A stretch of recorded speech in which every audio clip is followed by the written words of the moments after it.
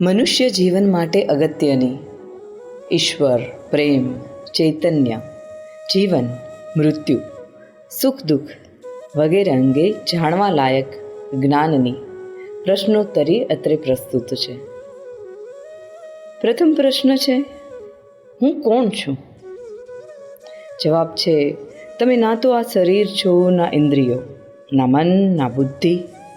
તમે શુદ્ધ ચેતના છો, જે સર્વસાક્ષી છે. સારું, તો પછી જીવનનો ઉદ્દેશ શું છે? જીવનનો ઉદ્દેશ એ જ ચેતનાને જાણવાનો છે, જે જન્મ અને મરણના બંધનથી મુક્ત છે. એને જાણવું એ જ મોક્ષ છે. પ્રશ્ન છે, જન્મનું કારણ શું છે? જવાબ, અતિરિક્ત વાસનાઓ, કામનાઓ અને કર્મફળ જ જન્મનું કારણ છે. તો પછી જન્મ અને મરણના બંધનથી મુક્ત કોણ છે? સ્વયંને જાણો, એટલે કે જેણે આત્માને જાણી લીધો તે જન્મ અને મરણના બંધનથી મુક્ત છે. પ્રશ્ન, વાસના અને જન્મનો શું સંબંધ છે? જવાબ છે, જેવી વાસના તેવો જન્મ. જો વાસનાઓ પશુ જેવી તો પશુ યોનિમાં જન્મ, અને વાસનાઓ માણસ જેવી તો મનુષ્ય યોનિમાં જન્મ. પ્રશ્ન, સંસારમાં દુઃખ કેમ છે? જવાબ, લાલચ, સ્વાર્થ અને ભય સંસારના દુઃખનું કારણ છે. ઈશ્વરે દુઃખની રચના કેમ કરી? તો પછી ઈશ્વરે તો સંસારની રચના કરી છે, પરંતુ મનુષ્યએ પોતાના વિચારો અને કર્મોથી સુખ અને દુઃખની રચના કરી છે. પ્રશ્ન, શું ઈશ્વર છે? તે કોણ છે? તેનું સ્વરૂપ શું છે? તે સ્ત્રી છે કે પુરુષ છે? જવાબ છે, કારણ વિના કાર્ય થતું નથી. આ સંસાર એ જ કારણના અસ્તિત્વનું પ્રમાણ છે. તમે છો એટલે એ પણ છે. એ જ મહાન કારણને અધ્યાત્મમાં ઈશ્વર કહેવામાં આવ્યા છે. એ ના તો સ્ત્રી છે ન પુરુષ. એમનું સ્વરૂપ સત ચિત્ત આનંદ છે. તે અનાકાર જાતે જ દરેક રૂપોમાં સ્વયંને વ્યક્ત કરે છે. તો તે અનાકાર કરે છે શું? તે અનાકાર ઈશ્વર સંસારની રચના, પાલન અને સંહાર કરે છે. સારું, તો જો ઈશ્વરે સંસારની રચના કરી તો ઈશ્વરની રચના કોણે કરી? ઈશ્વર અજન્મા, અમૃત અને અકારણ છે. પ્રશ્ન, ભાગ્ય શું છે? જવાબ, દરેક ક્રિયા, દરેક કર્મનું એક પરિણામ છે. પરિણામ સારું પણ હોઈ શકે છે, પરિણામ ખરાબ પણ હોઈ શકે છે. આ પરિણામ જ ભાગ્ય છે. આજનો પ્રયત્ન આવતીકાલનું ભાગ્ય છે. પ્રશ્ન, સુખ અને શાંતિનું રહસ્ય શું છે? સત્ય, સદાચાર, પ્રેમ અને ક્ષમા સુખનું કારણ છે. અસત્ય, અનાચાર, ધૃણા અને ક્રોધનો ત્યાગ શાંતિનો માર્ગ છે. ચિત્ત ઉપર નિયંત્રણ કઈ રીતે સંભવ છે?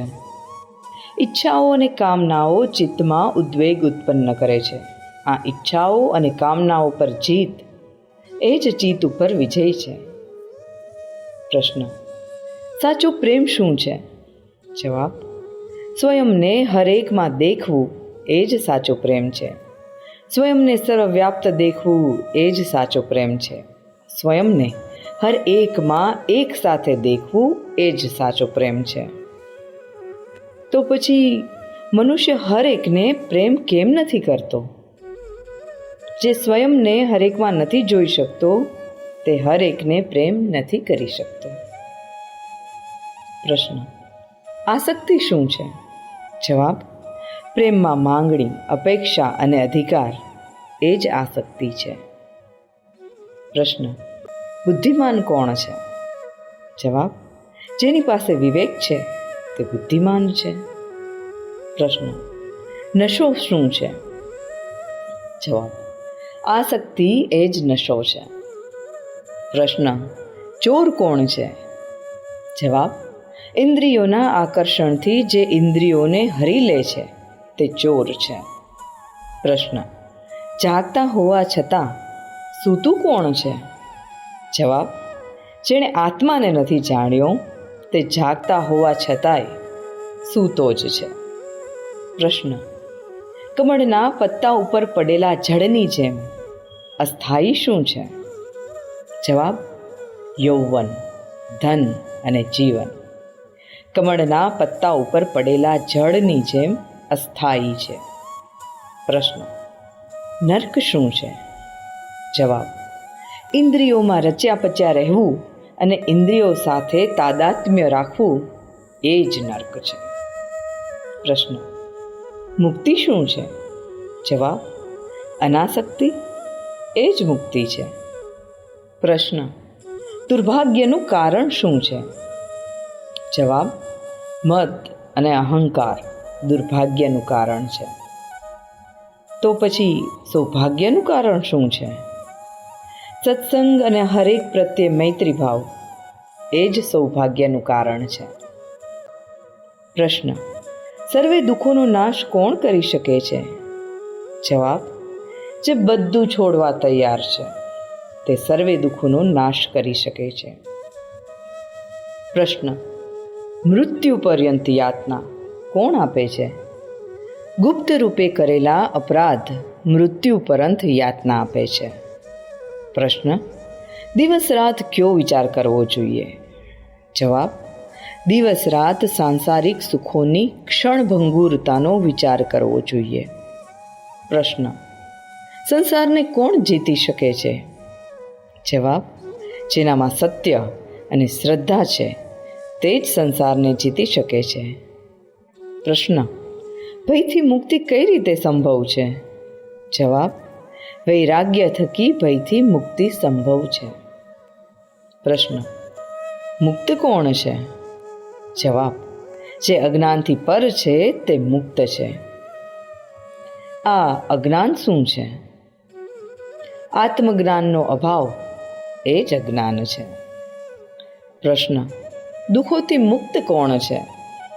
જવાબ: જે કદાપી ક્રોધ નથી કરતો તે સર્વદા દુઃખોથી મુક્ત છે. એવું શું છે કે જે છે પણ અને નથી પણ? જવાબ: માયા. સારું, તો આ માયા શું છે? નામ અને રૂપધારી નાશવંત જગત એ જ માયા છે. તો પછી પરમ સત્ય શું છે? જવાબ છે બ્રહ્મ એ જ પરમ સત્ય છે. જય સોમનાથ.